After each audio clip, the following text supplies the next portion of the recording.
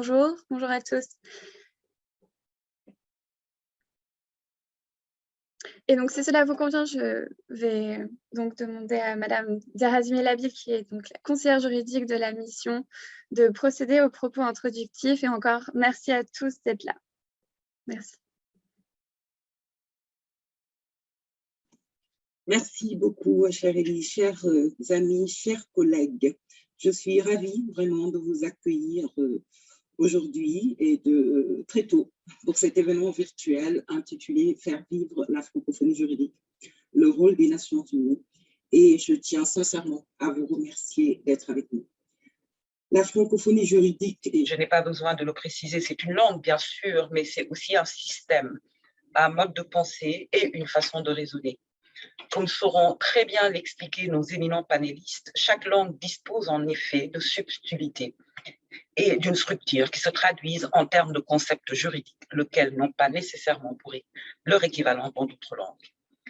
La francophonie juridique, c'est également une communauté de femmes et d'hommes qui la font vivre dans les différentes enceintes internationales. Je tiens, à ce titre, à souligner toute l'importance qu'accorde la France au fait que des juristes francophones de tout horizon soient présents dans les organes juridiques de l'ONU, et bien au-delà. Il en va du dynamisme de ces organes, car je suis convaincue que la pensée juridique francophone apporte une véritable valeur ajoutée à ces organes, ainsi que de la qualité de leurs travaux sur lesquels repose, au fond, leur légitimité. À cet égard, je suis particulièrement heureuse d'accueillir le professeur Mathias Fourdeau, membre et candidat à la Commission du droit international pour le mandat 2023-2027, derrière lequel, évidemment, la France est pleinement mobilisée. La francophonie juridique n'est pas excluante, elle est inclusive. Comme le montre le profil de nos panélistes, on peut être juriste francophone et maîtriser à la perfection d'autres langues et systèmes juridiques. La qualité de la pensée juridique naît des échanges entre traditions juridiques diverses. Ainsi, la francophonie juridique a un rôle à jouer aux côtés des autres langues pour nourrir le dialogue entre les juristes internationaux de tout horizon. C'est ainsi qu'on enrichit et développe le cadre juridique. Chers collègues, permettez-moi de conclure ce propos introductif en remerciant chaleureusement son Excellence M. Juan Manuel Gómez Robledo, représentant personnel du président du Mexique auprès de l'OIF et membre de la Commission du droit international des Nations Unies, qui a accepté avec beaucoup de gentillesse de modérer cet événement sur la francophonie juridique. Je souhaite également remercier nos trois illustres invités qui, chacun, à leur façon, font concrètement vivre la francophonie dans les organisations internationales. Je veux bien sûr parler et saluer M. Amadiba, chef de la section de la coopération internationale au bureau du procureur de la Cour pénale internationale, avec qui j'ai eu l'occasion de travailler et que j'ai vu défendre bec et oncle et dans un environnement très, très hostile à la francophonie. Comme j'ai déjà eu l'occasion de le dire, nous aurons également le plaisir d'écouter le professeur Mathias Fourdeau, qui est membre de la Commission du droit international et candidat donc pour le mandat 2023-2027. Enfin, et non des moindres, nous avons l'honneur d'accueillir la professeure Hélène Trigudia, membre du Comité des droits de l'homme, professeure de droit international public à l'Université d'Aix-Marseille et invitée à la NYU House of Global Scholars. Chers invités, nous vous remercions encore une fois d'être présents avec nous et n'hésitez surtout pas, comme l'avait introduit Élie Serva, à poser vos questions durant l'événement dans le chat ou en levant la main. Nous avons prévu un moment d'échange pour entendre vos questions et donner l'opportunité aux intervenants de vous répondre. Monsieur l'ambassadeur, je vous passe maintenant la parole et je vous laisse le soin de lancer ce bel événement. Je nous souhaite à tous une très belle réunion. Merci. Merci beaucoup, madame. Merci de vos propos de bienvenue. Je suis bien sûr très heureux d'être avec vous ce matin pour discuter d'un sujet qui me tient personnellement à cœur, mais qui revêt une très grande importance dans le cadre des responsabilités qui sont les nôtres au sein des organisations internationales au sens large et dans les enceintes juridiques plus précisément.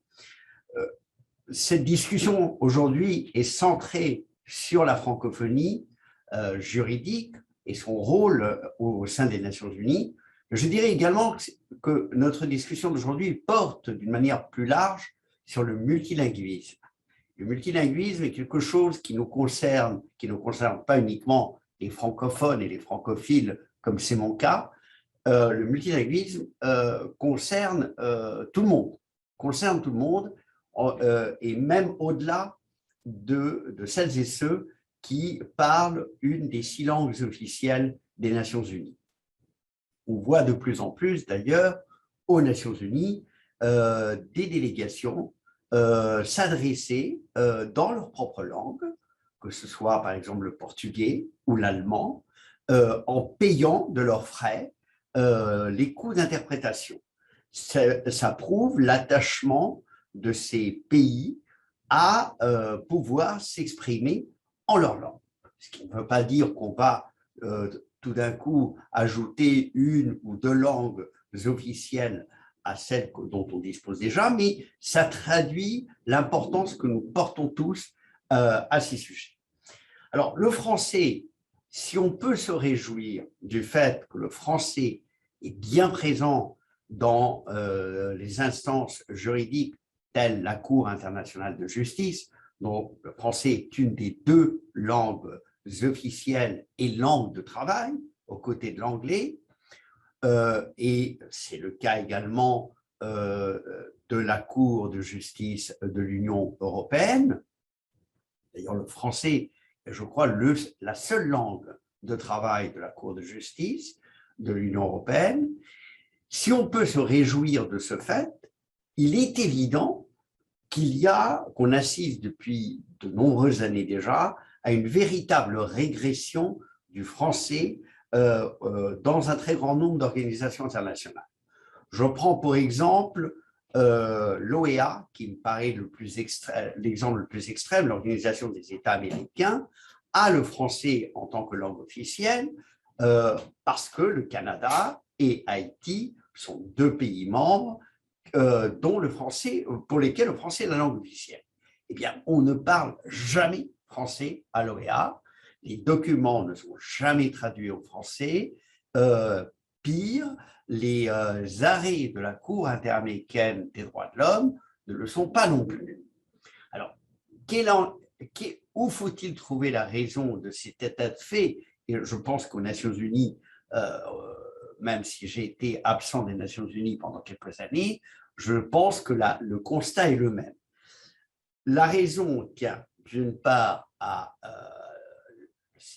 l'emprise culturelle de l'anglais depuis la fin de la Deuxième Guerre mondiale, c'est un fait indéniable, mais je pense que de manière plus récente, et les travaux de l'OIF sont là pour nous le démontrer, la compression des budgets explique en grande partie cette régression.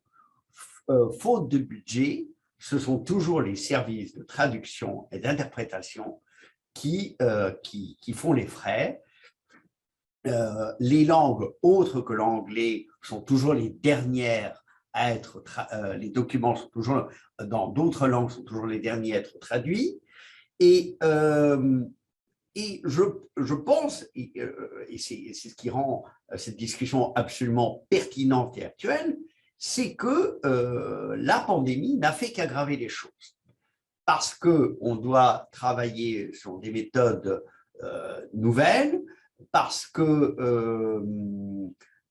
a été très difficile de mettre en place au sein de l'ONU des systèmes d'interprétation simultanée qui soient fiables et qui fonctionnent en même temps que nos visioconférences, parce que tout simplement le fait que les interprètes partageaient des cabines extrêmement étroites et devaient se relayer constamment, faisait évidemment, pour des raisons sanitaires, impossible de continuer à travailler comme on l'avait toujours fait. Donc, on a innové, on a trouvé des systèmes, mais la distance que crée le travail en visioconférence crée automatiquement une certaine réticence à essayer une autre langue. Déjà, on a peur de ne pas être compris, déjà, on a peur de ne pas avoir débloqué le micro, on ne se hasarde plus à parler dans une autre langue de peur de ne pas être compris. Alors, je conclurai ce propos introductif en disant que je partage entièrement ce que vous aviez dit, Madame la conseillère juridique, au début. Chaque langue apporte ses nuances, ses subtilités, ses précisions juridiques, et le français n'est pas en reste. Au contraire, la grande tradition juridique française a une très grande influence dans énormément de pays. Par le biais, par exemple, du Code Napoléon, le droit civil français s'est imposé dans, je dirais, par exemple, l'ensemble de l'Amérique latine. Au Mexique, une des écoles de droit les plus prestigieuses n'enseigne pas l'anglais en tant que première langue vivante, mais le français, pour que les étudiants puissent lire les grands traités de droit civil en langue originale. Eh bien, cette tradition a forcément créé une pensée juridique qui a toute sa place dans l'univers multilatéral dans lequel divers systèmes juridiques doivent cohabiter et échanger entre eux. Et effectivement, la précision, les subtilités d'une langue, et je crois que c'est aussi vrai pour l'espagnol, renforce, dirais-je, la richesse de ces échanges. Ce n'est pas parce qu'on a plusieurs nuances et plusieurs subtilités qu'on est moins précis. Au contraire, tout cela enrichit une pensée et enrichit donc l'échange et, dans une instance juridique, évidemment, le résultat escompté à travers un arrêt ou une opinion consultative ou un avis consultatif.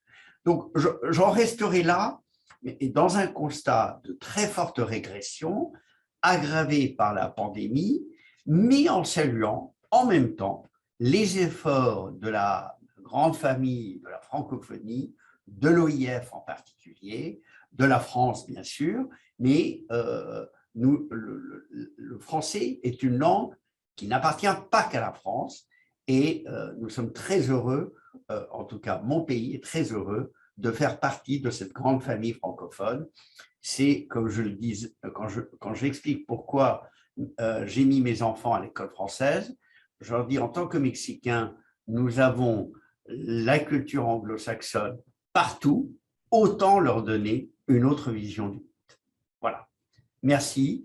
Et je propose donc que nous donnions d'abord la parole à Monsieur Amadiba. Monsieur, vous avez la parole et nous vous écoutons pendant 5 minutes. Merci. Merci beaucoup, Monsieur le modérateur. Je voudrais remercier la représentation permanente de la France à New York de m'avoir associé à vos travaux depuis Addis. Et je m'excuse s'il y a des problèmes de courant, il y a d'électricité, je fais vite parce qu'il y a des coupures. Je me félicite d'avoir été associé à ces travaux sur la place et le rôle du français comme langue de travail au sein des institutions internationales, notamment la CPI où je travaille. Je me limiterai à mon expérience personnelle au sein de la CPI. Et ce que je dis là n'est pas une analyse officielle, n'engage pas les officiels ni la CPI, c'est juste une expérience personnelle vécue à l'intérieur qui me permet de dresser avec vous quelques défis et de proposer des solutions. Mais d'ores et déjà, permettez-moi dans le sillage de ce que vous venez de dire, que Madame le conseiller et vous-même venez de dire, tout le monde constate qu'aujourd'hui, la langue n'est pas seulement un code permettant à un message d'arriver à destination. La langue est d'abord un élément de culture et c'est une partie intégrante de notre culture où nous développons notre identité par la langue, notre histoire par la langue, nos projets d'avenir. Par son usage, nous portons véritablement l'empreinte de nos valeurs, celles que nous avons vécues de nos pratiques sociales traditionnelles. C'est un véhicule de l'interculturalité, comme vous l'avez dit. Alors, quand vous le mettez dans le contexte judiciaire, et j'ai été directeur de l'école en magistrature, j'ai formé des générations de magistrats. On leur disait, d'être clair, que le langage développé dans ce domaine doit être un langage compréhensible, accessible. Pourquoi? Parce que nous parlons des normes, mais en tant que juge, nous interprétons ces normes pour les mettre au service des citoyens. Donc, ce langage doit être clair parce que nous transmettons des traditions juridiques, un mode de pensée. Alors, l'ACPI, si vous y êtes, a été créé par 123 États aujourd'hui, dont 60 pays francophones. Et vous vous rappelez le rôle majeur que la francophonie a joué avant, durant la négociation des actes, de l'acte du statut de Rome, durant les négociations et même après, pour que les États puissent en ratifier ce statut, le Sénégal étant le premier pays. Alors, dans le statut de Rome, nous avons observé un compromis, parce que là, ce pays ayant une vocation universelle, il fallait refléter une diversité des traditions juridiques. On a ici un régime hybride avec des règles issues du droit romano-germanique et des règles de droit issues du droit anglo-saxon. Un compromis était nécessaire et enrichissant. Nous avons 6 langues officielles, article 50, mais 2 langues de travail, le français et l'anglais. Alors, en tant que staff recruté, quand vous venez avec votre expérience, le bureau du procureur est chargé des analyses préliminaires, c'est-à-dire de voir s'il y a des infractions de notre compétence. Nous devons ouvrir une enquête. Ensuite, s'il y a des preuves, nous devons poursuivre les responsables. Tout par le biais de la coopération que je dirige. Tout doit être fait selon ce cadre dans la gestion et l'administration de ces corps activités. Mais qu'est-ce que nous constatons en travaillant? Vous véhiculez des solutions en vous inspirant de votre modèle. Votre mode de pensée est francophone. La manière d'analyser les documents est francophone. Leur présentation est faite selon une démarche que vous avez apprise, analysée, elle est francophone, puiser des valeurs francophones. Et surtout, quand vous faites votre rapport ou votre jugement, vous vous basez sur votre tradition et votre connaissance. Donc, ce que vous venez de dire est extrêmement important pour montrer la richesse de chacun dans son apport. Alors, nous avons dit aux juges que nous formons, vous devez être précis et dans la relation des faits constants, déterminer le caractère infractionnel des faits et de l'imputabilité à X ou Y. Qu'est-ce que vous constatez? Je parlerai des différents jugements, des décisions rendues par la Cour qui ont l'impression d'être un livre, si le temps me le permet, mais le constat par lequel je voulais passer en premier très rapidement, c'est que le constat en théorie, voilà ce que je viens de décrire, anglais-français, mais dans la pratique, l'anglais est la première langue, dans la pratique, l'anglais est la deuxième langue. Parce que la prédominance de l'anglais dans l'administration de la Cour, dans les analyses préliminaires, dans les enquêtes, dans les poursuites et même dans les jugements, 2 seuls jugements rendus en français depuis la création de la Cour, vous donne une idée de comment, dans la pratique, moi, j'ai vécu en tant que francophone, formé dans l'idéologie, les traditions francophones, tout ce que j'ai vécu personnellement. Alors, je voulais donner des exemples. Pourquoi? Parce que quand j'étais recruté, on a dit dans le job profile, dans le profil, anglais ou français. Maintenant, c'est plus où. Maintenant, il faut avoir une maîtrise de l'anglais. Le français, il faut juste une connaissance limitée. Ensuite, les causes, le panel constitué de francophones. Les managers sont des anglophones. Peu de minorités francophones ou français, et eux parlent un franglais comme moi. Ils ne parleront jamais, c'est rare, un bon anglais. Alors, ils parlent anglais en même temps que les Anglais. Et finalement, avec les panels, avec la manière de travailler, avec l'implication des managers, avec la formation des équipes qui sont anglophones, des équipes d'enquête, des équipes de poursuite, des équipes de coopération, et des chambres des juges, l'élection des juges, la composition des chambres dont on ne tient pas compte de la langue française. Voilà comment nous avons eu ce résultat.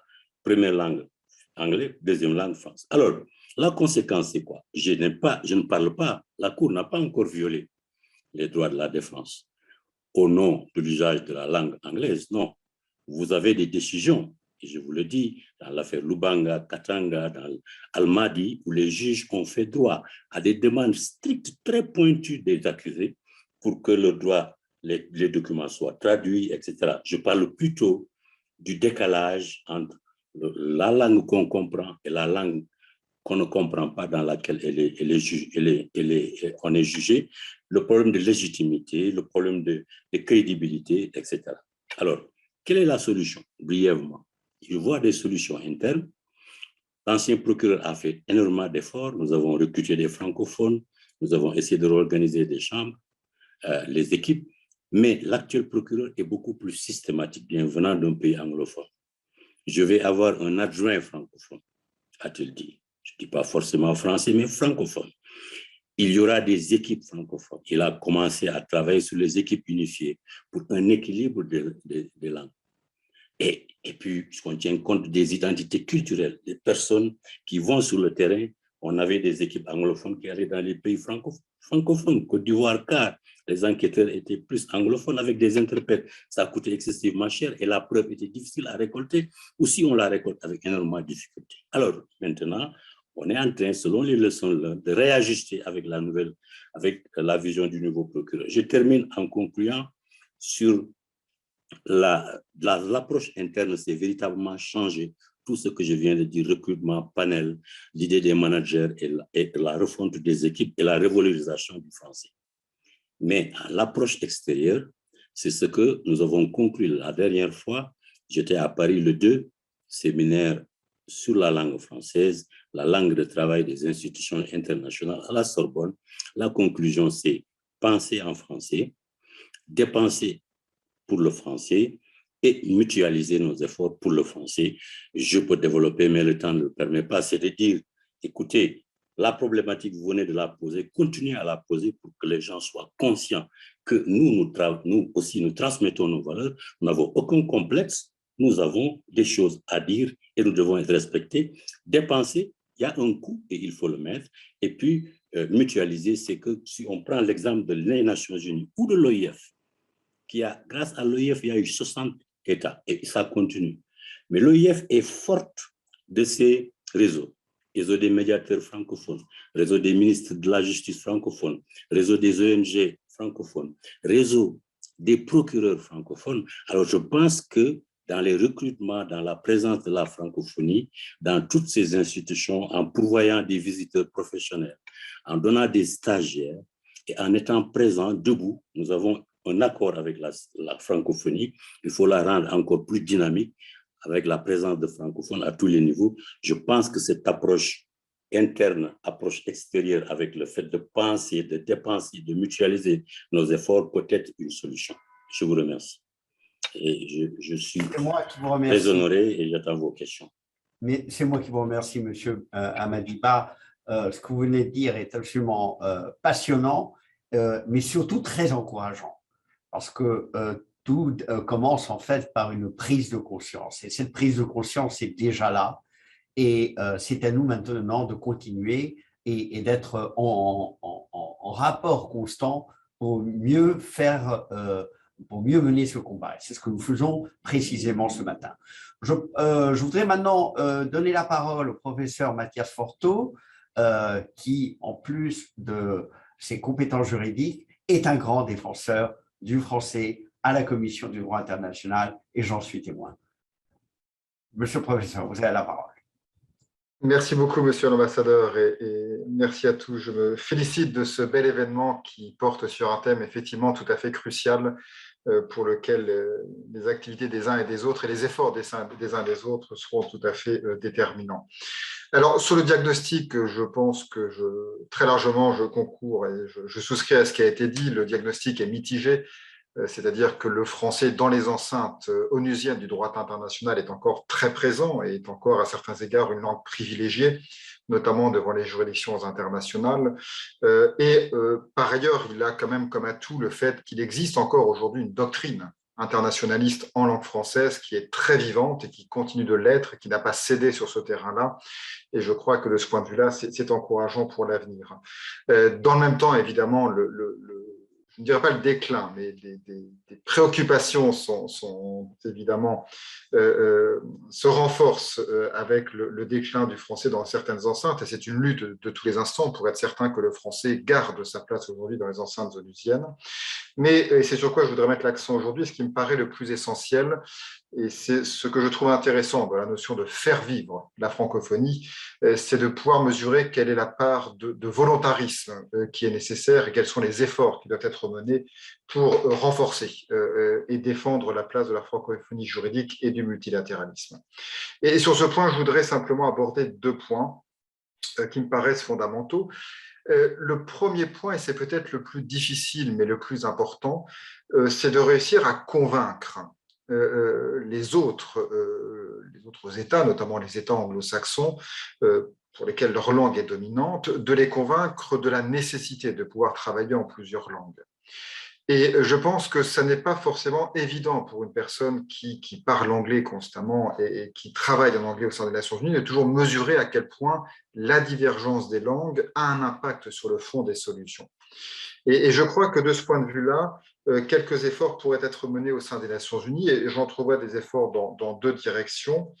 Tout d'abord, il me semble qu'il faudrait peut-être accorder plus de place au droit comparé dans les efforts des Nations Unies pour diffuser le droit et le droit international en général. Je pense que droit international et droit comparé ont vraiment des affinités très proches, et que par l'étude et par la diffusion du droit comparé, on pourrait réussir à mieux faire saisir l'impact des langues sur le fond du droit, les liens entre langue et culture juridique, et à mieux trouver des exemples qui seraient convaincants pour convaincre de la nécessité de pouvoir travailler en plusieurs langues constamment dans les enceintes des Nations Unies. Et peut-être que certains organismes des Nations Unies, ou peut-être que la division de la codification, qui a fait un travail formidable avec la médiathèque de droit international, qui est véritablement multilingue, pourrait peut-être faire porter quelques-uns de ces efforts sur ce point. De même, je pense que s'agissant cette fois-ci des négociations des textes au sein des Nations Unies, il faut trouver les moyens de mieux rétablir la balance entre, d'un côté, l'impératif d'efficacité qui nous pousse vers le monolinguisme, et de l'autre, d'autres valeurs qui sont tout aussi importantes, comme celle de l'accessibilité, comme celle de la démocratisation des relations internationales ou du multilatéralisme. Et puis également faire comprendre qu'en réalité, le temps que l'on peut perdre peut-être en négociation à travailler sur des textes en plusieurs langues est du temps gagné ensuite sur la réception des normes internationales dans les différents systèmes internes. Et donc, je pense qu'en réalité, travailler en plusieurs langues est peut-être plus efficace, en définitive, que travailler dans une seule langue. Et nous avons l'expérience au sein de la Commission du droit international. Lorsque nous soulevons un problème de traduction d'un terme dans une des 2 langues, en général, derrière ce problème-là se trouvent des problèmes de fond. Et lorsqu'on résout ces problèmes de fond grâce au travail en plusieurs langues, on aboutit à un texte de meilleure qualité et certainement un texte qui sera ensuite davantage mis en œuvre dans les différents systèmes internes. Donc, je pense que convaincre les autres de ces différents éléments me paraît tout à fait cardinal. Alors ensuite, deuxième série de remarques, et j'irai plus vite, je pense qu'il faut également être force de proposition de manière plus opérationnelle, de manière plus concrète, et j'aimerais ici faire peut-être quelques propositions en style un peu télégraphique. Tout d'abord, je pense que les juristes qui travaillent dans les organes des Nations Unies devraient peut-être davantage collaborer avec les interprètes, et peut-être d'ailleurs prévoir des conférences communes entre interprètes et juristes, parce qu'en réalité, eux ont beaucoup de choses à nous dire sur les problèmes de traduction que peuvent poser tel ou tel concept, problèmes de traduction dont nous n'avons pas forcément conscience, mais dont eux sont alertés. Donc je pense qu'il y aurait moyen ici de renforcer la collaboration entre les interprètes et les juristes dans les organes des Nations Unies. Je pense également, mais là le nerf de la guerre est effectivement la question budgétaire, mais je pense qu'il faut réussir à davantage développer ce que j'appellerais les vecteurs d'influence sur le plan concret. Par exemple, faire en sorte que des universitaires francophones trouvent des financements pour pouvoir être assistants auprès des membres de la Commission du droit international, pour pouvoir être référendaires auprès des juges de la Cour internationale de justice, ce que font très bien, par exemple, les universités américaines, qui ont beaucoup de fonds pour cela, et ce que les universités francophones, parce que le modèle économique universitaire francophone est différent, ont davantage de difficultés à mettre en œuvre, mais ça me paraît tout à fait décisif. Un troisième point qui me tient également particulièrement particulièrement à cœur, serait d'essayer de renforcer les partenariats entre universités et centres de recherche d'une part et organes des Nations Unies d'autre part. Je pense qu'il y a beaucoup de choses que les universités pourraient faire et que les Nations Unies pourraient déléguer à certaines universités. Je pense par exemple, pour prendre deux exemples simplement, le premier, la diffusion des travaux en langue française auprès des organes des Nations Unies, notamment des organes d'experts. Nous pourrions très bien établir des points de contact nationaux dans les universités francophones qui ensuite relaieraient les références francophones auprès des organes en question. Ça a été fait il y a quelques années au sein de la Commission du droit international. Et puis le deuxième point, c'est la traduction en français des sites Internet particulièrement décisifs pour le droit international, et je pense en particulier au site Internet de la Commission du droit international des Nations Unies et au site Internet de la division du droit de la mer des Nations Unies, qui pour l'instant n'existe qu'en anglais.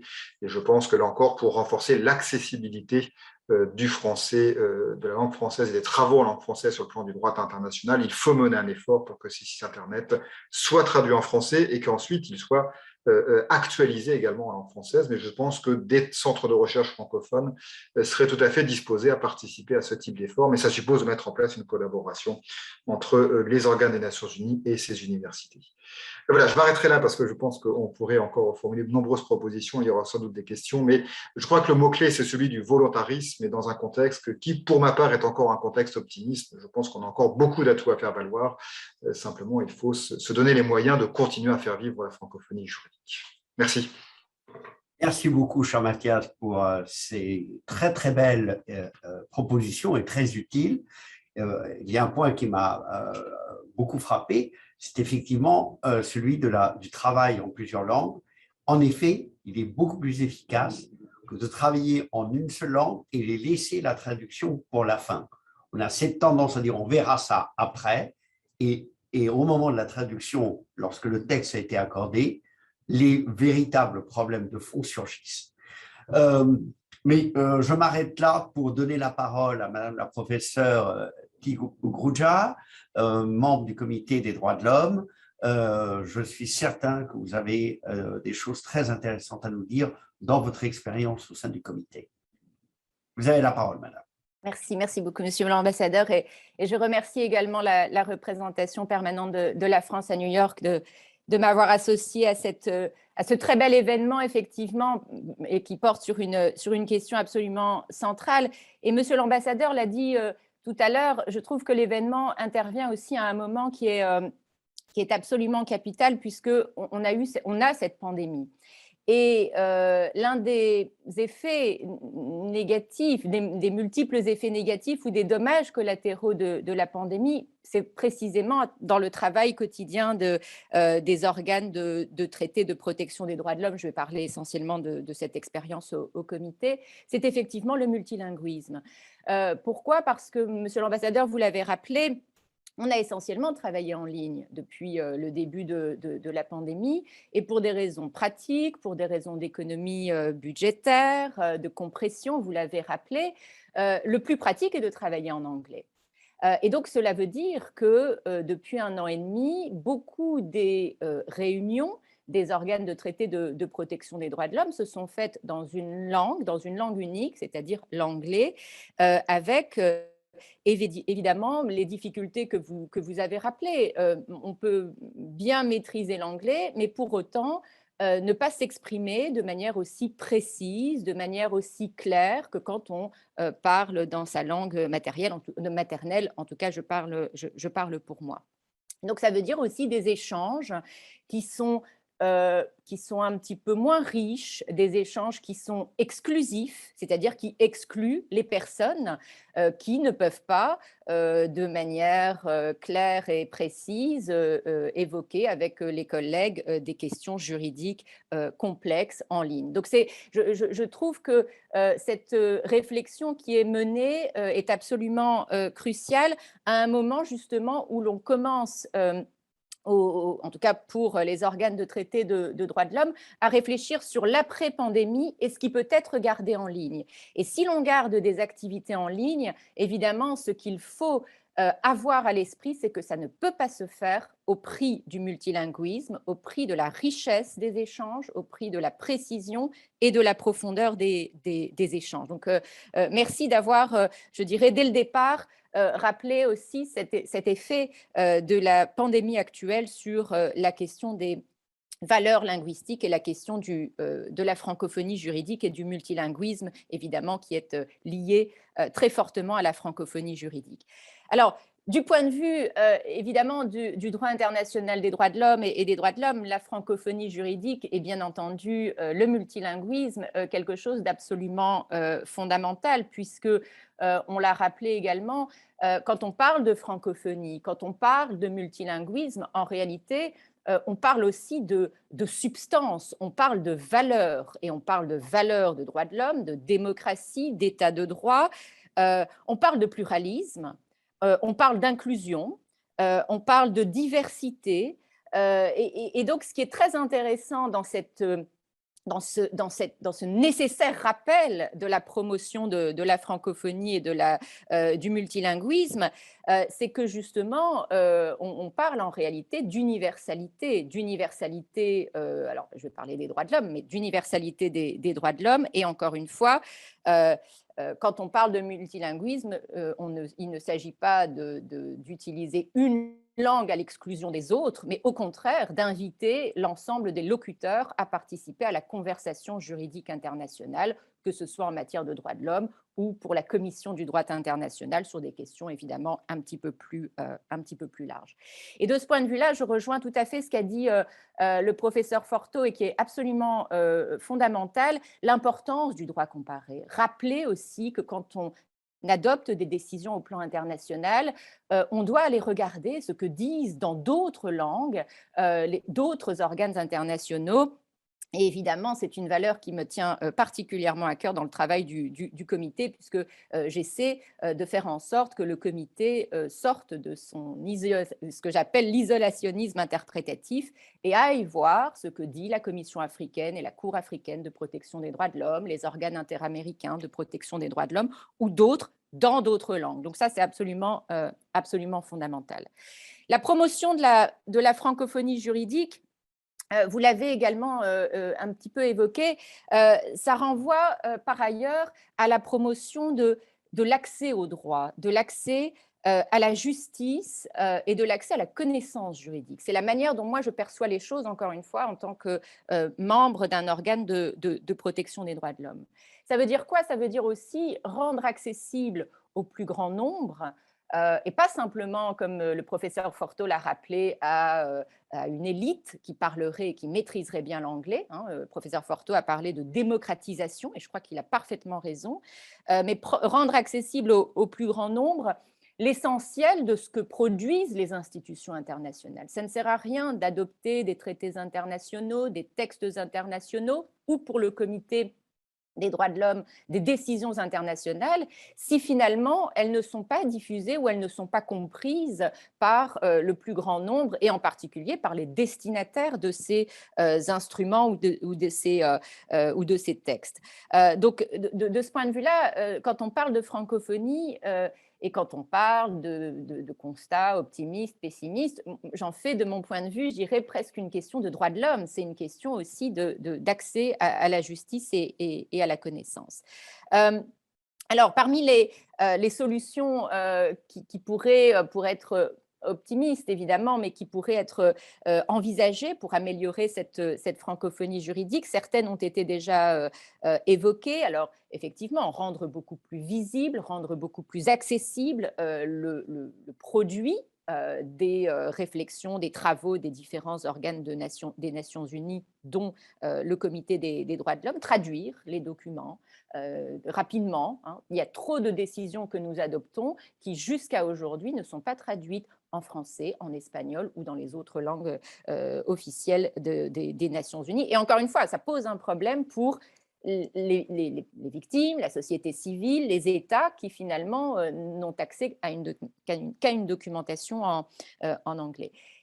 Autre solution à laquelle il faut songer, et peut-être je termine là-dessus, autre solution à laquelle il faut songer, c'est dans cette réflexion sur ce que, à Genève, on appelle le tournant digital, hein, pour les organes de traité de protection des droits de l'homme. Encore une fois, ce tournant digital ne peut pas être fait dans une langue unique. On ne peut pas avoir un site internet en anglais qui est à jour et dans les autres langues officielles qui n'est pas à jour. Ça n'est pas acceptable, encore une fois, d'une manière générale, mais en droit de l'homme, je trouve que ça l'est encore moins. Donc ce tournant digital auquel on est en train de songer, auquel on est en train de réfléchir dans le post-Covid, si on peut déjà l'entrevoir, doit se faire également sur cette valeur qu'est le multilinguisme. Je m'arrêterai là, monsieur l'ambassadeur.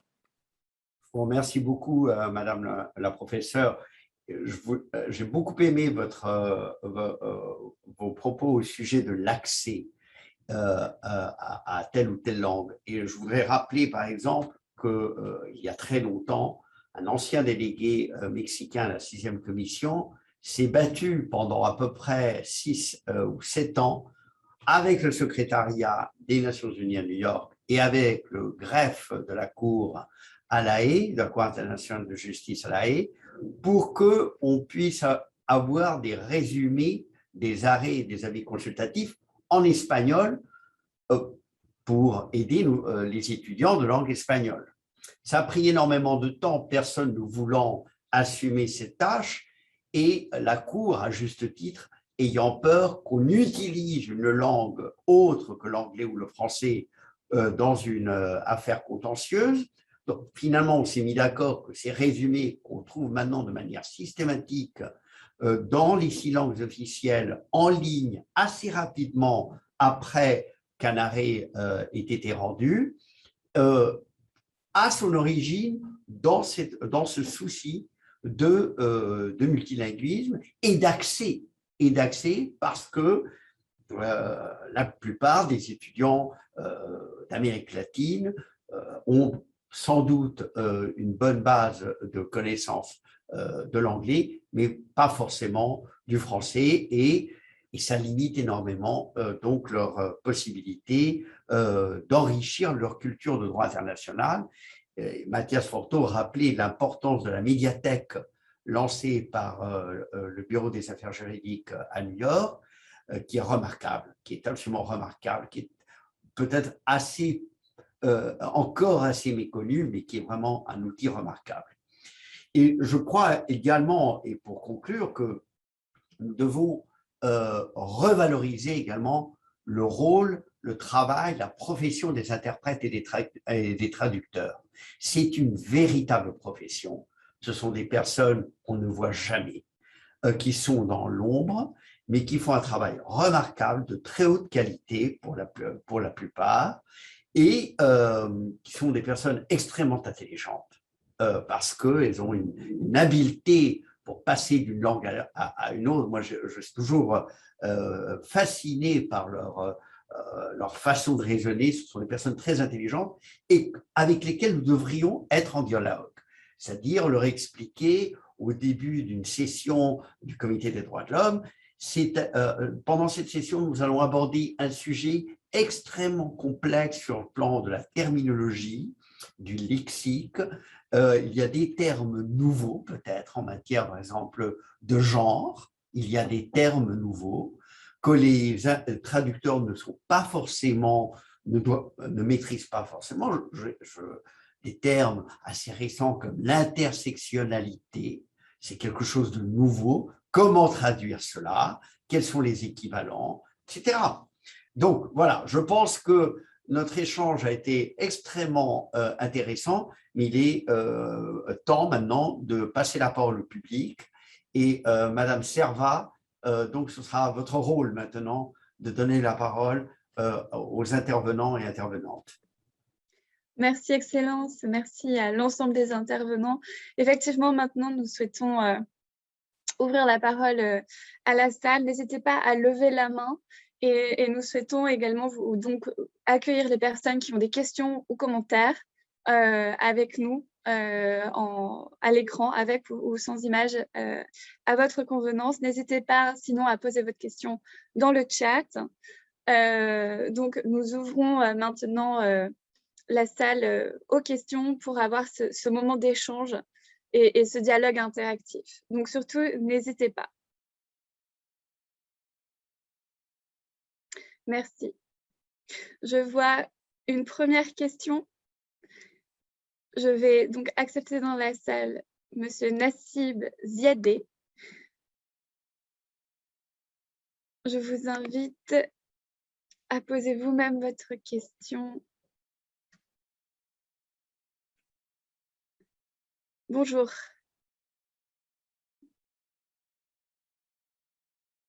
Est-ce que vous nous entendez? Bonjour. Excellence, oui, absolument. Bonjour. Voilà. Je voudrais faire deux observations. Nassib Ziadé, candidat à la Commission du droit international. Je voudrais faire deux observations très rapidement. Une d'ordre général et une plus spécifique et entrer au monde arabe dans lequel je me trouve. D'abord, la francophonie ne saurait se réduire à un vocabulaire, un langage, un assemblage de mots. C'est également et surtout un système de valeurs qui remonte à la Révolution française et même au-delà. Lorsqu'on parle de liberté, je pense tout de suite à la défense des libertés individuelles et collectives. Lorsqu'on parle d'égalité, je pense à la juste répartition des richesses, aux garanties sociales et juridiques aux plus démunis, à la protection de la propriété privée, en même temps à la sanction de l'abus de droit. Une langue est indissociable des valeurs qu'elle charrie. La France est porteuse de valeurs humanistes universelles. Lorsqu'on enseigne ou qu'on apprend en français, on épouse des valeurs d'humanité. Lorsque la francophonie s'ouvre aux technicités de l'anglophonie ou à celles d'autres langues, c'est pour fortifier l'identité francophone. Et deuxième et dernière remarque, comme je vis dans le monde arabe, s'il est un domaine sur lequel la francophonie règne sans partage, et j'insiste, sans partage dans le monde arabe, c'est le domaine juridique. En effet, à l'exception du Soudan, les concepts de droit français du Code Napoléon sont partagés par l'ensemble des pays arabes. Même en Arabie saoudite, le droit des sociétés est d'inspiration française. Il n'est pas exagéré d'affirmer que les Moyen-Orientaux, y compris ceux qui n'ont pas d'attache particulière avec la France, sont souvent séduits par la rigueur du raisonnement cartésien déductif français. Dans certains pays arabes tels que l'Égypte, on assiste, grâce à la communauté de concepts juridiques avec la France, à un regain d'intérêt pour la langue française. Voilà, je vous remercie.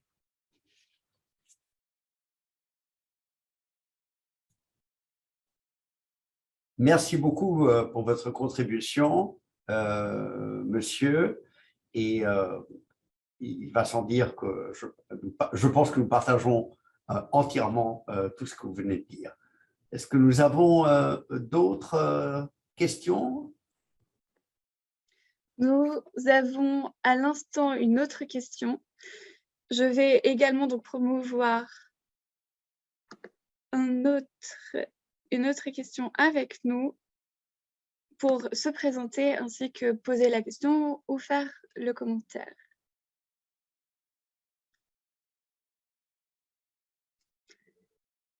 Bonjour, nous vous entendons. Vous êtes, voilà, parfait, là nous allons vous entendre. Merci. Oui, bonjour. Je dois tout d'abord vous adresser mes vives félicitations pour l'organisation de cette activité ô combien importante.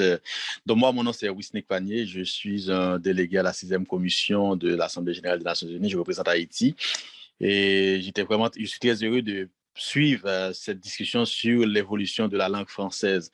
Donc, à vous entendre parler en tant que francophone, et moi, je dois vous dire que ça m'inquiète un peu. Et là, je me demande, parce que moi, dans le monde académique, je fais le constat également, il y a une velléité, même pour les chercheurs, et par exemple francophones, de publier en anglais pour se faire reconnaître ou bien pour valoriser leurs travaux de recherche. En tant que francophone, je me suis dit, est-ce que je devrais m'inquiéter pour l'avenir de la langue française, si ça continue comme ça, s'il n'y a pas des efforts qui se font et pour essayer de redresser la situation. Donc, c'est une question que je pose. Est-ce que je devrais m'inquiéter pour l'avenir de la langue française? Et qu'est-ce qu'on peut faire? La francophonie, au niveau de la francophonie, qu'est-ce qu'on peut faire pour essayer de revaloriser davantage la langue française par rapport à la montée en puissance de la langue anglaise?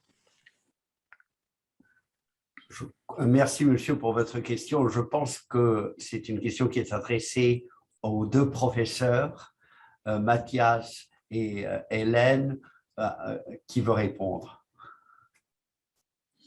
Merci. Je vais commencer à répondre à cette question et peut-être qu'on aura sans doute peut-être des avis divergents avec Hélène Tigroudja. Alors, deux éléments de réponse. Premier élément de réponse, je pense qu'il est important que des francophones publient en anglais, parce que c'est un autre vecteur de dissémination, de diffusion de la pensée francophone. Et beaucoup de cercles internationalistes aujourd'hui sont quand même exclusivement anglophones. Et si on veut peser dans les débats internationaux, il faut pouvoir publier en anglais. Donc je pense que c'est une pratique qui doit être encouragée, mais à une condition essentielle, qui est de continuer à publier en français. Et je pense que ça, c'est notamment tout à fait déterminant pour nos étudiants.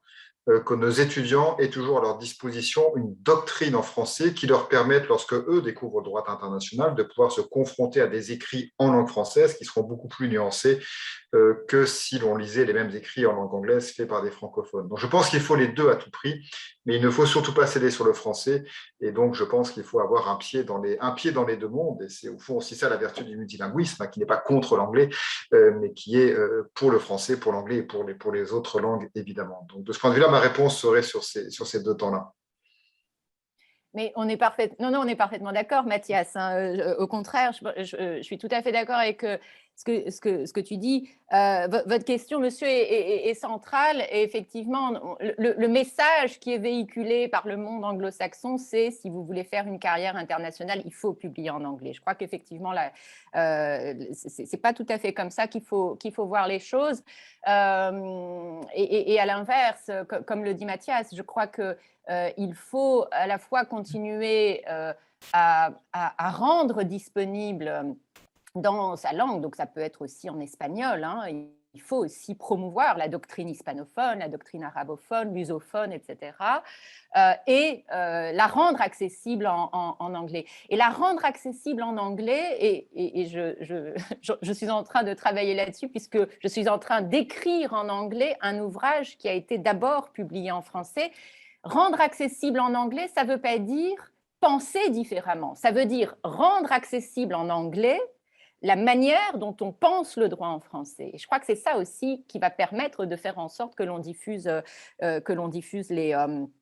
ces autres manières de penser.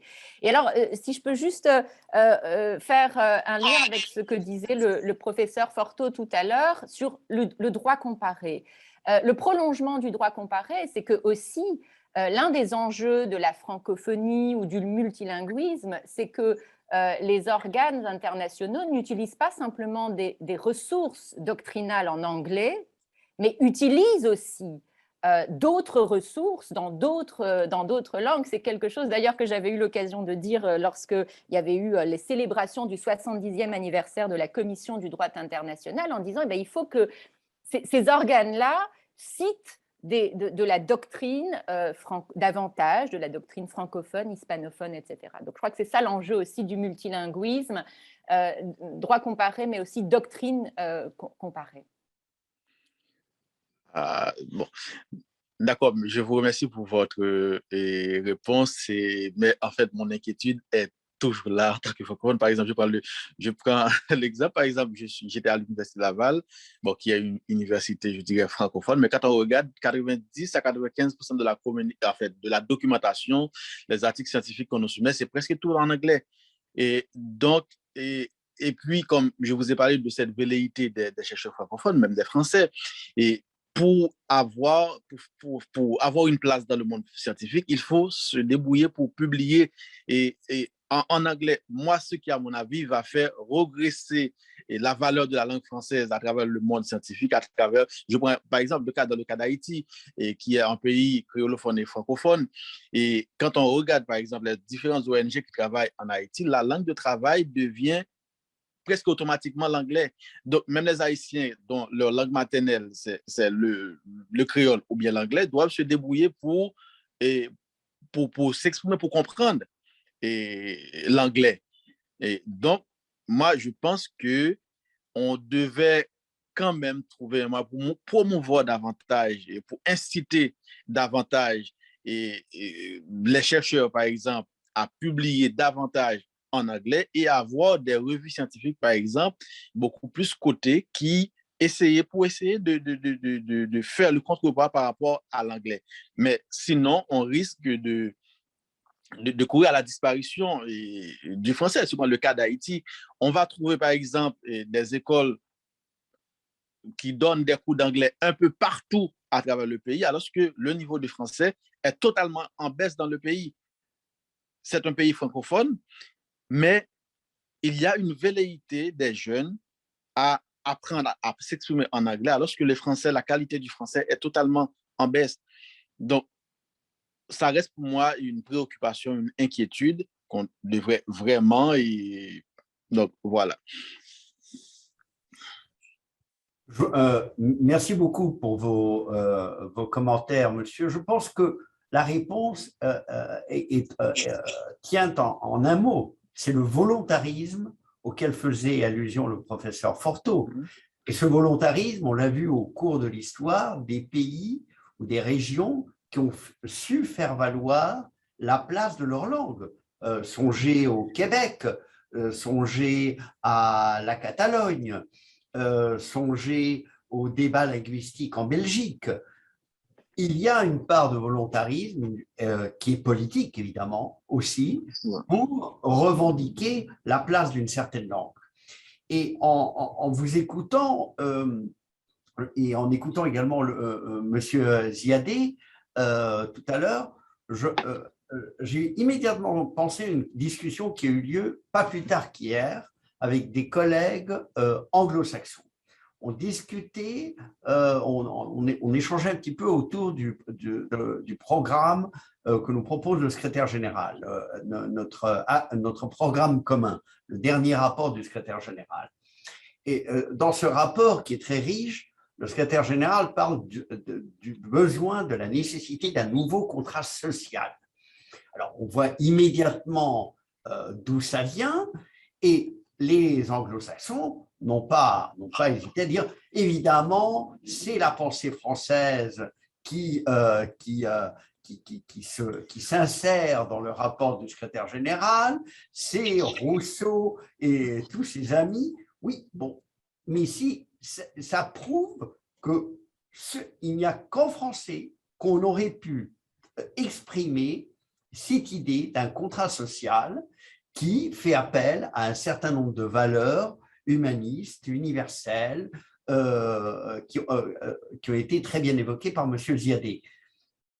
Je pense que le secrétaire général ne s'en cachera pas, il doit être très fier de cela, et il revendique constamment son appartenance également à la langue française.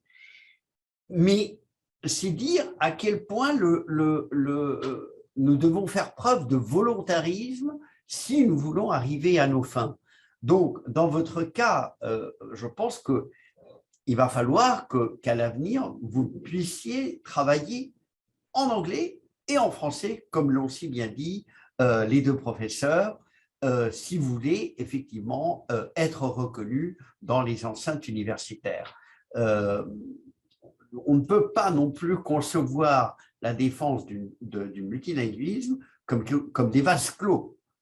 Si on tombait dans ce travers, alors à ce moment-là, on tomberait vraiment dans les erreurs qu'ont commis les pourfendeurs de l'anglais tous azimuts. Voilà. Est-ce que nous avons d'autres questions, Madame Servat? Tout à fait. Nous avons maintenant la représentante de l'OIF à l'ONU à New York, que je vais promouvoir ici pour sa question.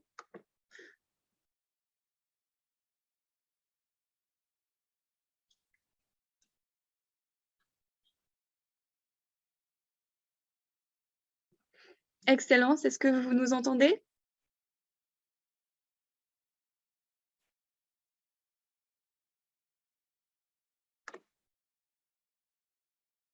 Excellence. Vous m'entendez? Tout à fait. Merci d'être parmi nous. Merci. Alors, d'abord, je voulais vous remercier la représentation permanente remercier l'ambassadeur Robledo, remercier les éminents professeurs, les juristes. Un excellent webinaire, un excellent thème qui a retenu toute mon attention pendant maintenant 50, 60 minutes. Passionnant, passionnant. Je voulais d'abord vous donner une information par rapport à une publication très récente de l'OIF dans le cadre de son partenariat avec la CPI, depuis 10 ans maintenant. Donc, la publication d'un module de formation en communication professionnelle et français juridique, développé par la direction compétente pour la langue française et la diversité des cultures francophones, donc pour la CPI. Et c'est quand même le résultat de 2 ans d'étroite coopération entre l'OIF et la Cour pénale internationale, et a comme objectif de renforcer, de contribuer, si vous voulez, au renforcement des capacités en langue française de la Cour et de ses agents. Voilà, j'espère que cet outil sera très, très utile aux praticiens, aux agents. Maintenant, ma petite question. Alors, quelles suggestions voudriez-vous nous adresser au regard de l'action des groupes des ambassadeurs francophones à New York, à Genève, à La Haye, en termes d'actions concrètes visant à préserver le pluralisme juridique en général et la tradition juridique francophone en particulier au sein des juridictions internationales et dans les instruments juridiques internationaux? Merci beaucoup. Merci à vous, Madame la représentante. Est-ce que Monsieur Amadiba voudrait répondre à cette question? Je vous remercie, Monsieur le modérateur, et je remercie la représentante de la francophonie pour avoir également fait état de cette coopération, cet outil de coopération extraordinaire que nous vivons et que nous allons vivre dans les jours prochains. J'ai parlé de la nécessité de continuer à mutualiser les efforts entre les différents partenaires, mais surtout en renforçant davantage ce cadre de coopération qui a été signé. Nous profitons beaucoup du réseau de la francophonie pour nous déployer et mettre en œuvre nos programmes de coopération sur le terrain. Pas seulement ça, mais nous bénéficions du financement de la francophonie dans la promotion du droit de la justice pénale internationale, organiser des séminaires dans 5 régions depuis que je suis là-bas.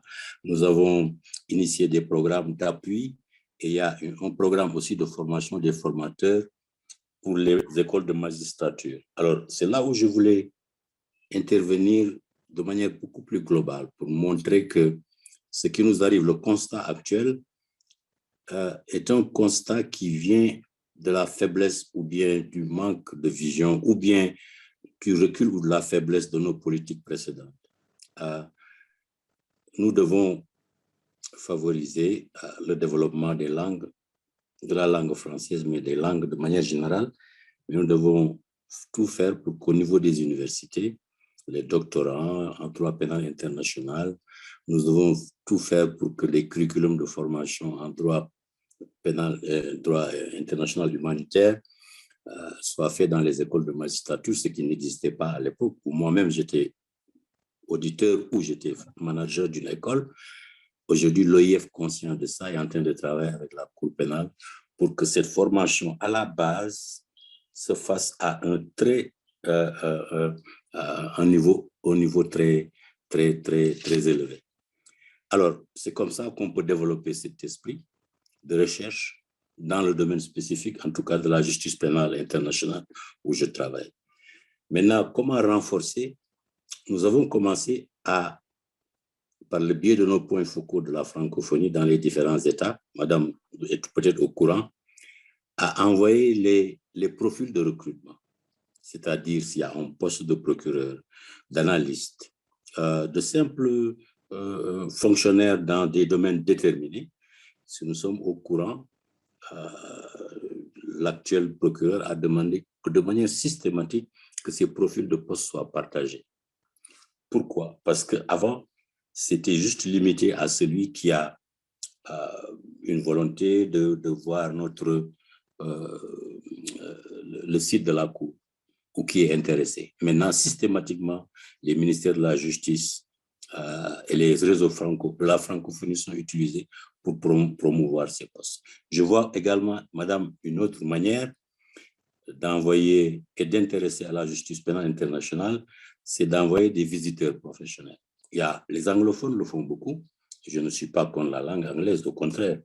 Ce facteur, cet échange est un enrichissement et nous apprenons véritablement chaque fois durant nos échanges, mais je suis formaté dans un mode de pensée. Je suis ouvert, mais je veux préserver en tant que francophone et francophile comment je suis formé et comment, durant toute ma carrière, je n'ai travaillé que comme ça.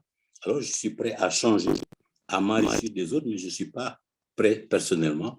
Madame Diarra, c'est la bataille que j'ai menée à l'interne pour que mon staff, ils parlent français parce qu'ils sont allés faire des cours de français, parce que je parle en français dans mes réunions, parce que je rencontre en français, mais peut-être que je suis à un niveau de management qui me permet de le faire.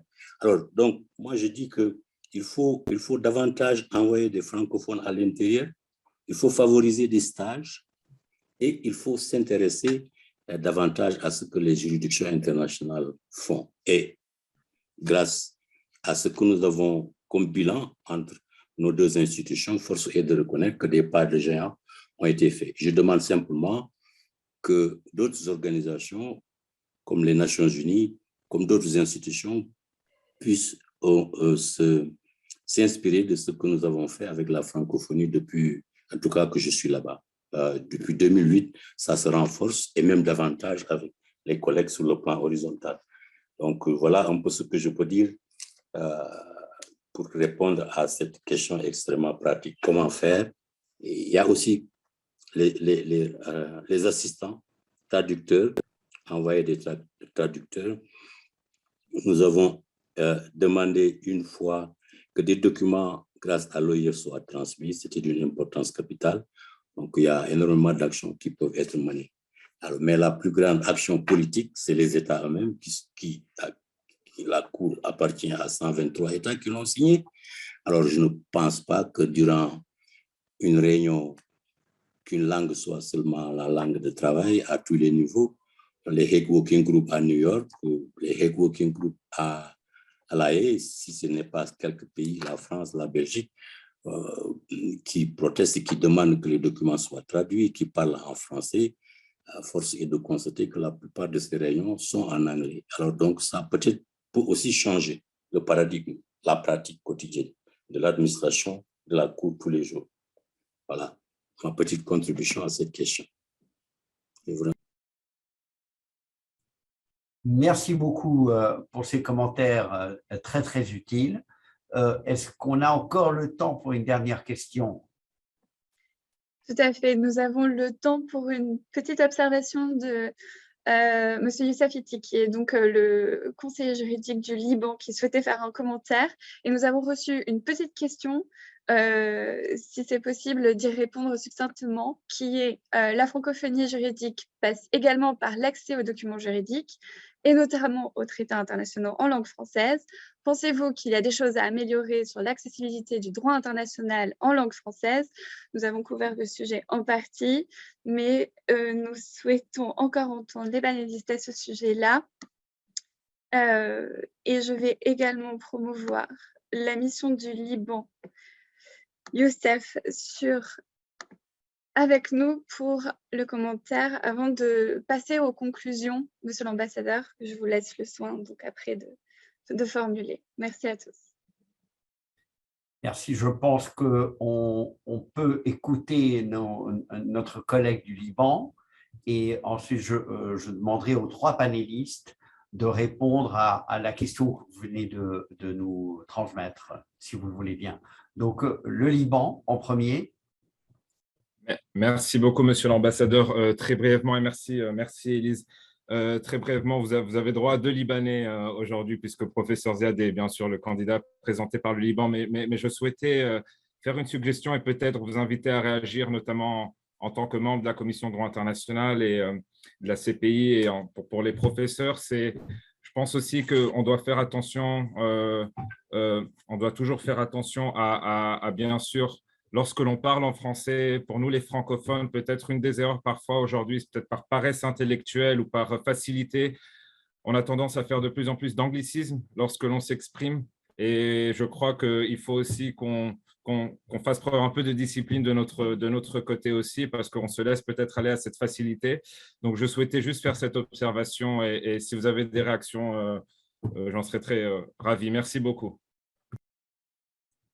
Alors, la parole est aux 3 panélistes et je me réserverai quelques mots pour la fin. Alors, qui en premier?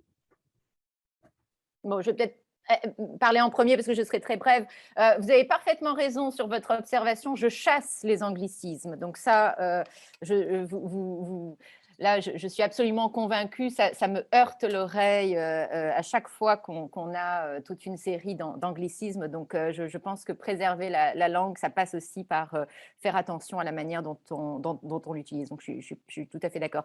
Sur la question relativement à l'accès aux documents et notamment l'accès aux traités internationaux, oui, je pense que c'est une question, encore une fois, absolument centrale. C'est à la fois, comme on le disait tout à l'heure, une question d'accès aux droits, mais c'est aussi une question très pratique. Encore une fois, il ne sert pas à grand-chose de produire tout un ensemble de documentation juridique si cette documentation juridique n'est pas rendue accessible. Donc, traduire à la fois ou rendre disponible dans les langues officielles ces documents et puis aussi tous les documents qui accompagnent les traités internationaux. Donc, ça, je suis absolument convaincue aussi que ça passe par…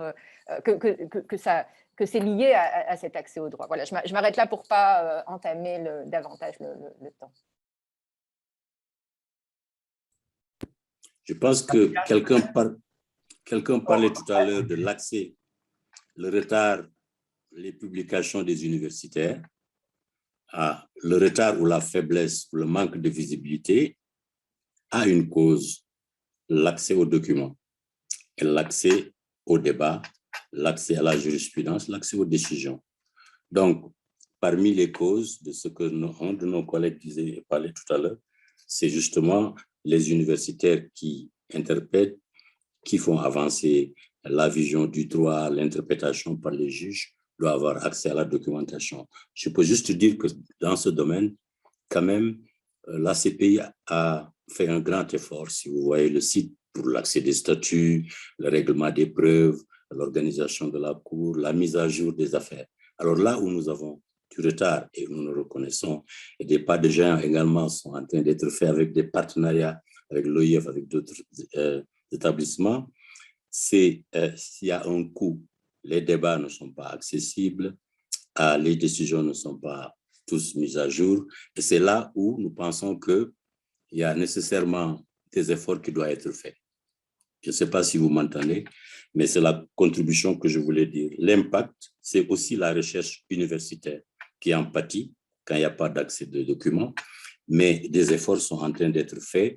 C'est pourquoi tout à l'heure, en tout cas, ce que nous avons décidé, les conclusions des assises de la Sorbonne, parlaient de ce que j'ai bien aimé ça, penser, c'est-à-dire vraiment continuer ces débats pour éclairer les gens sur ce recul et et pousser à l'enrichissement, bien sûr, que d'autres langues soient parlées avec le français, mais pas sans le français, mais savoir qu'il y a un coût, que ce coût-là, il faut véritablement mettre la main à la poche et puis mutualiser nos efforts, comme je viens de le dire avec les Nations Unies, la francophonie, etc.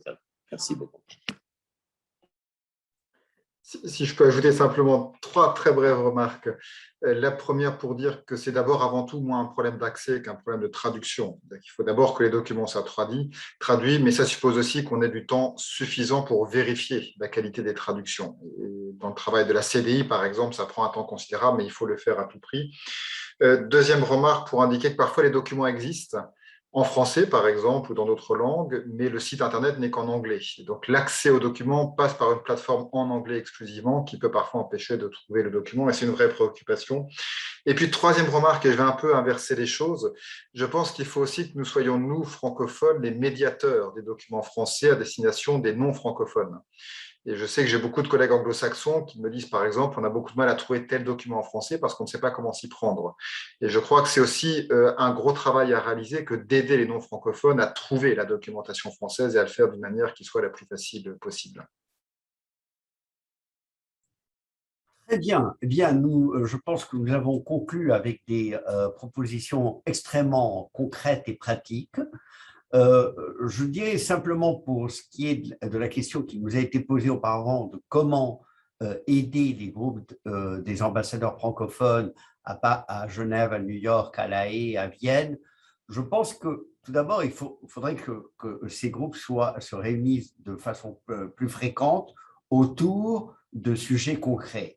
Et une proposition que j'ai beaucoup aimée de la part de Mathias Forteau, c'est celle, par exemple, d'organiser des réunions de travail avec les différents pôles d'interprètes dans les différentes langues pour les sensibiliser, pour leur dire que nous sommes à leur disposition, pour leur dire que nous respectons et nous admirons leur travail, qu'on peut leur fournir des outils pour qu'ils fassent leur travail encore mieux, si je puis dire. Donc, je pense qu'une proposition très concrète serait que ces ambassadeurs francophones se réunissent, établissent un programme de travail avec les services de traduction et d'interprétation. Et nous initier un peu plus également dans les problèmes budgétaires, dans la façon dont ces personnes sont recrutées. On fait de plus en plus appel à des personnes qui ne font pas partie du système, qu'on va chercher un peu à droite et à gauche, mais qui n'ont peut-être pas la formation extrêmement rigoureuse de celles et ceux qui ont passé les concours des Nations Unies.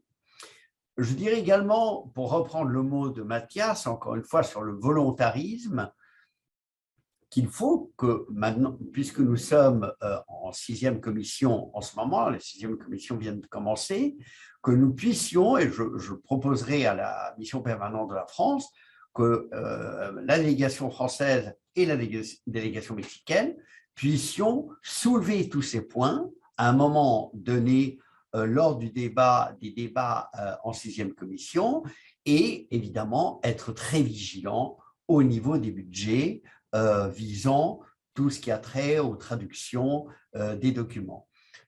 Nous le savons, parce que Mathias et moi bien placés pour le savoir, à quel point, en général, la 5e commission se plaint des coûts de la CDI. La CDI est mal perçue, mal comprise. De plus en plus, on a du mal à comprendre pourquoi nous avons besoin de rapports aussi volumineux, mais c'est l'essence de notre travail. Je pense, mais j'aimerais beaucoup en parler avec vous, Madame la conseillère juridique, dans les jours qui viennent, nous devrions peut-être nous rendre présents également en 5e commission et défendre notre cause en tant que juriste et en tant que défenseur du multilinguisme et ne pas laisser tout ce travail à nos collègues de la 5e. Voilà. Je pense que nous avons eu un échange extrêmement riche. Je m'en réjouis pour le multilinguisme, pour la francophonie, et parce que j'espère que lors du prochain mandat de la Commission du droit international, nous aurons davantage de membres francophones. Nous en avons grandement besoin.